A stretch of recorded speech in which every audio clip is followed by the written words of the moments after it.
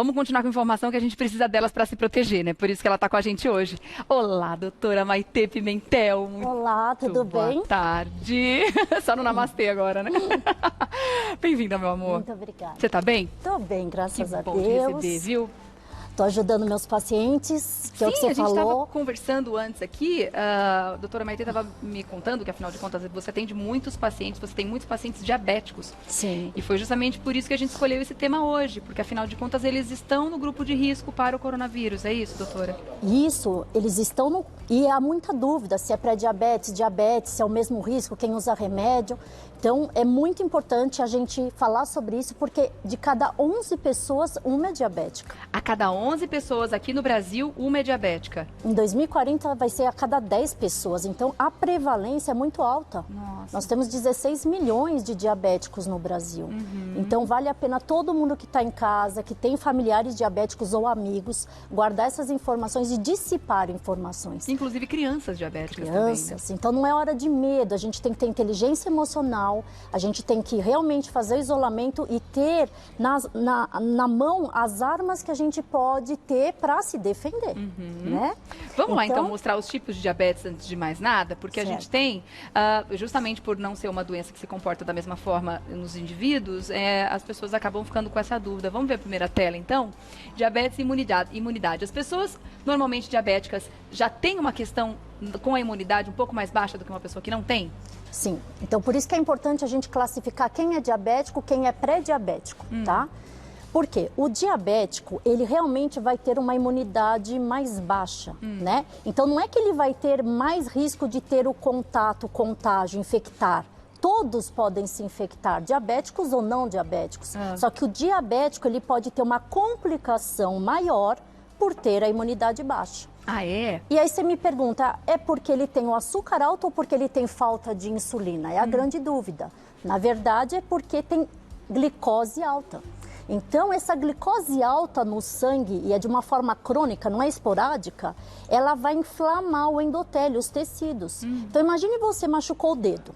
Ele não fica inchado, vermelho, inflamado, até faz pus? Isso é uma coisa que acontece momentaneamente, o corpo se defende. Imagine o diabético estar inflamado dentro o tempo inteiro se não está bem controlado. Tá. Então não é questão só de ser diabético. Quanto mais tempo de exposição ao diabetes, quanto mais tempo de descontrole do diabetes, quanto mais tempo você não se cuidou, é o paciente que tem um maior risco de ter as complicações do coronavírus. Então, se o diabetes está controlado, essa pessoa tem chance de passar pela doença como uma gripezinha normal também. Isso, então quanto mais controlado, melhor, tá? Entre o tipo 1 e o tipo 2, existe um dos dois tipos corre mais risco que o outro ou não? Os dois tipos têm o mesmo risco de você entrar em contato e se infectar, tá? Então não existe um é pior do que o outro. Porém, geralmente o tipo 1, que está exposto a uma doença por mais tempo e tem um descontrole maior, é o que pode ter uma complicação maior, mas isso depende. Se eu tiver um tipo 2 que está descontrolado, que não toma o remédio, que está nervoso, que está estressado, que não faz exercício, que não faz a dieta, ele também pode estar nesse grupo de risco. Diferença entre um e outro. Tipo 1 é aquele que a gente desenvolve logo cedo, né? Na infância, é isso? E o tipo 2 é aquele que a gente desenvolve depois da fase adulta? O tipo 1 é uma doença autoimune, que é o nervoso, estresse, os anticorpos atacam o pâncreas, ele para de funcionar e a gente tem que fazer uso de insulina desde pequenininho. E o tipo 2 é hereditário, é da família. E o pâncreas trabalha, mas trabalha menos. E aí você vai desgastando ele com alimentação errada, não faz exercício, estresse, os hábitos concomitantes e você leva ao diabetes. Então a pergunta é, eu sou diabético ou não? Glicose de jejum é aquela que a gente faz, né, na glicemia no laboratório. Se ela tiver maior ou igual a 126, 2 vezes repetido isso, você é diabético. Tem que fazer a contraprova. Isso. Se a glicose era menor ou igual a 99, não é diabético. Tá. E aí fica uma dúvida. E eu que estou, por exemplo, entre 100 e 125? Não é o pré-diabetes. Muita gente erra aí o diagnóstico. Isso é uma glicose de jejum alterada.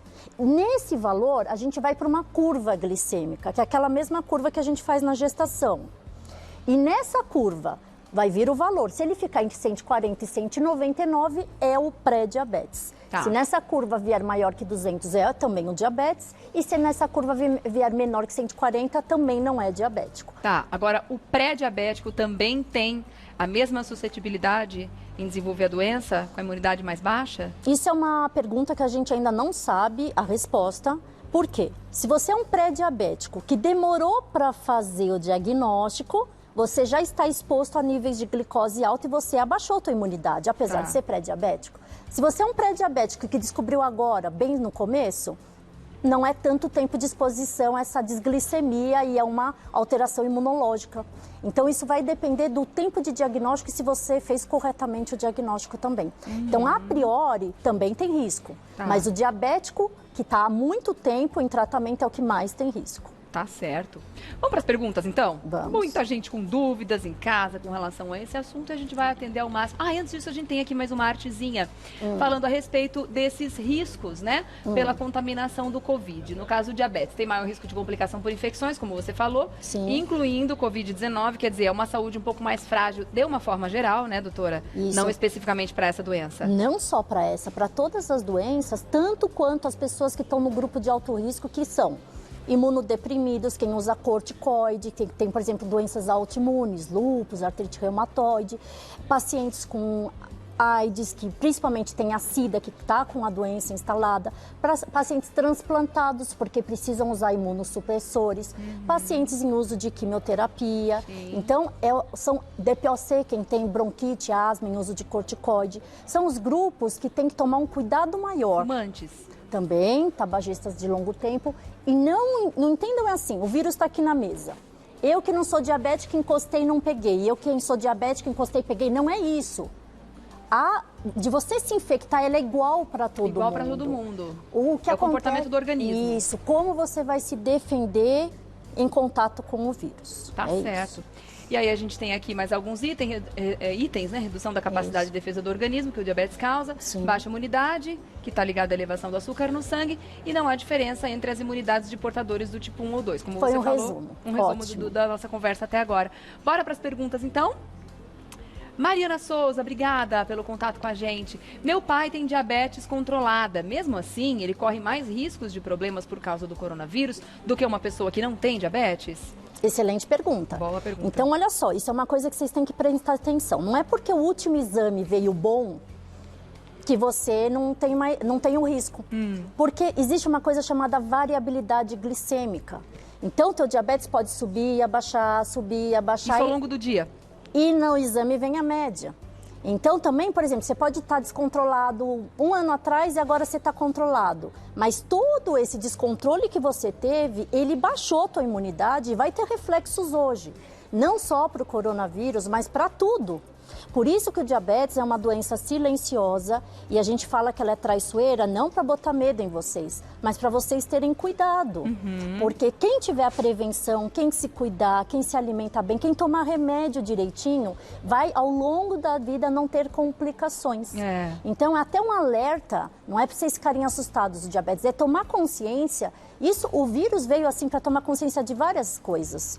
Né? O que é o isolamento social, qual é a sua essência, o que você realmente gosta, quais são as pessoas que você ama, o cuidado que você tem que tomar com a sua saúde, não no momento do exame, porque você foi no médico aquele dia. É pra gente tomar cuidado pro resto da vida. Constante. E falando em constância, no caso do pai da Mariana, o que ele precisa fazer, então?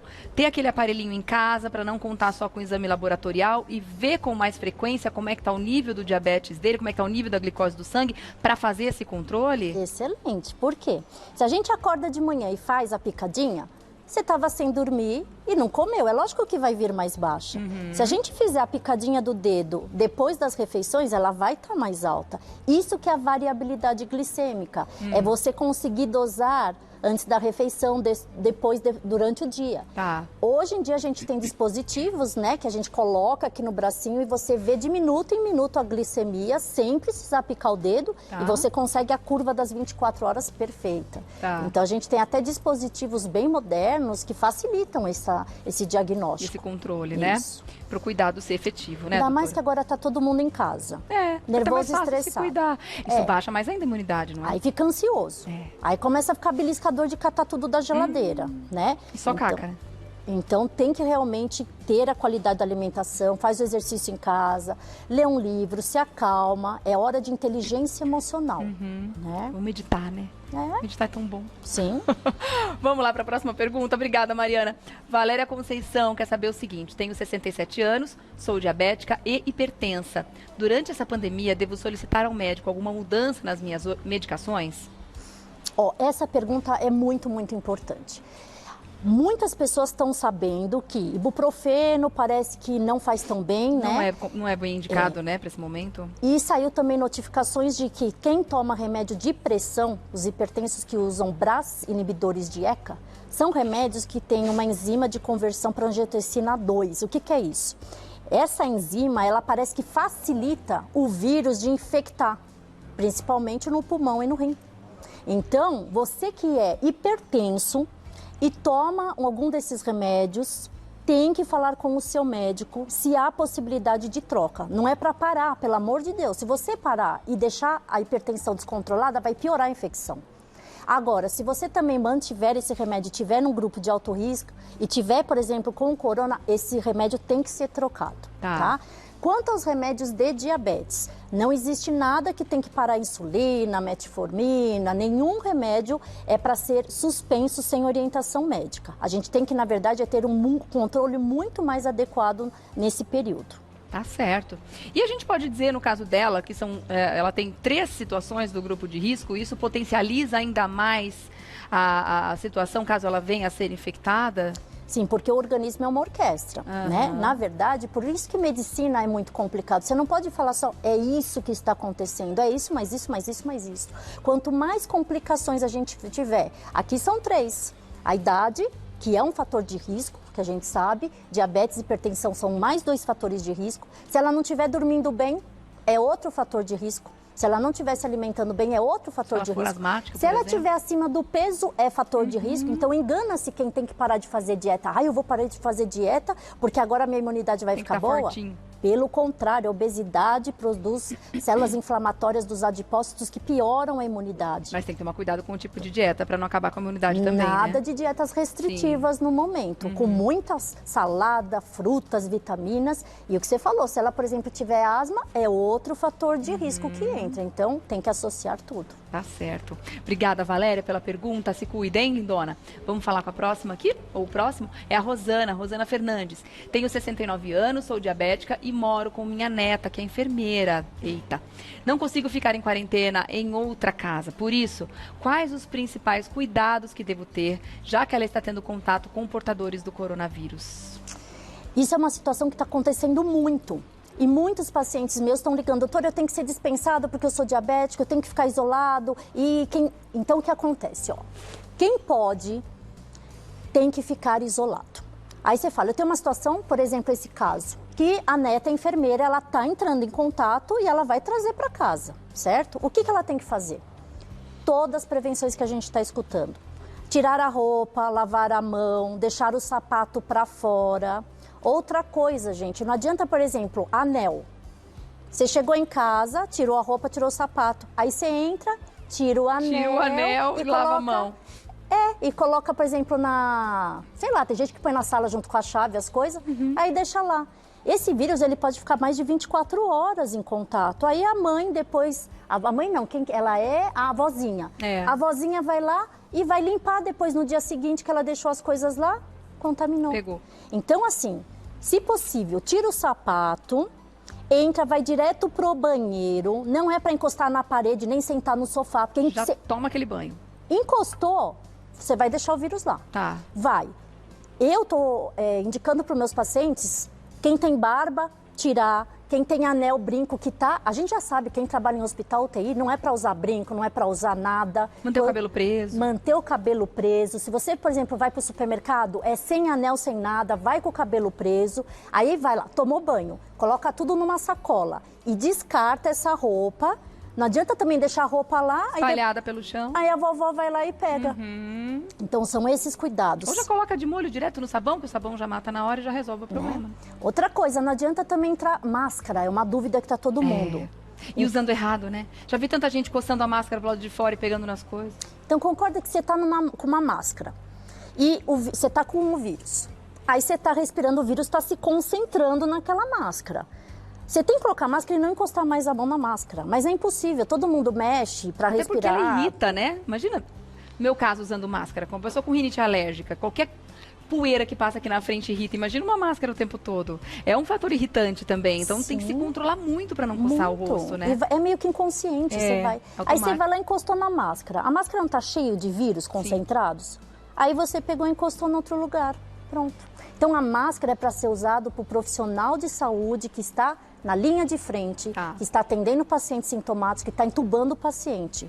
Não adianta, é lógico, se você está com sintomas, você sim tem que usar máscara, mas não usar máscara, e tem que usar máscara e não ficar colocando a mão na máscara. Tá certo. Muito importante essa entrevista, doutora. Obrigada, porque eu imagino que realmente as pessoas com diabetes estão preocupadas nesse momento e devem estar, mas não... É o que a gente sempre fala, livre da paranoia, né? A gente não tem que ser pautado pelo medo, mas pelo cuidado, né, doutora? Exatamente. Obrigada pela sua presença. Muito obrigada pela oportunidade. E assim, vocês estão fazendo um trabalho incrível de disseminar muita informação correta, de alertar as pessoas. E agora é a hora de não ter pânico, ter muita informação, ter consciência e realmente se isolar. O isolamento social é importante nessa hora para a gente dar oportunidade para que a maior parte das pessoas que vão se infectar, elas se salvem. Né? E dando exemplo, né? Afinal de contas, não adianta nada a gente falar que a comida não pode ser consumida e deixar ali em cima e comer, ou cumprimentar as pessoas, abraçar e beijar. A gente está aqui também precisando tomar os mesmos cuidados. Exatamente. Por isso, vocês são fundamentais. Obrigada. Sempre. Você nesse também. Momento mais do que nunca. Obrigada, viu, doutora? Obrigada. Para fazer contato com a doutora Maitê Pimentel, você vai, acessar o site também, endoc.com.br, endoc com o Semudo, endoc.com.br, através do Instagram também, faça como eu e siga, @maite.endócrino. O Maitê você vai escrever com TH, tá bom? @maite_endócrino.